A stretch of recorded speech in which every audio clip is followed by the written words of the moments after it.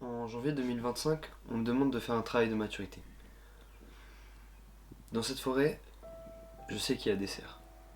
La question n'est pas s'ils sont là, mais où sont-ils et comment les comprendre. Alors pendant un an, j'ai essayé de répondre à cette question. J'ai parcouru plus de 50 km, à travers des forêts, des champs et des pentes parfois très raides.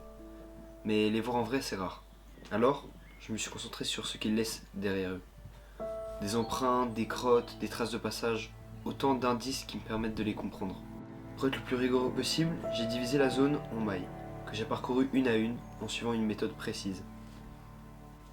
Ça m'a permis d'obtenir ma première carte, la carte de présence de densité des cerfs. Mais c'était pas assez pour moi. J'ai voulu comprendre pourquoi.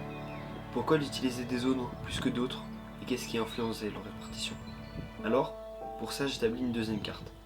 Une carte de répartition du stress anthropique, c'est-à-dire du stress d'origine humaine appliqué sur le terrain des cerfs. Et les résultats montrent une relation claire. Plus il y a de présence humaine, moins il y a de présence de cerfs. Certaines zones restent des refuges, où les cerfs peuvent encore vivre à l'écart du dérangement. Ce travail montre une chose, que la cohabitation entre l'être humain et la faune sauvage est possible. Bref, j'ai essayé de comprendre les cerfs, et tout ce que j'ai compris c'est que partager un territoire ça a un prix. Mais ça reste possible.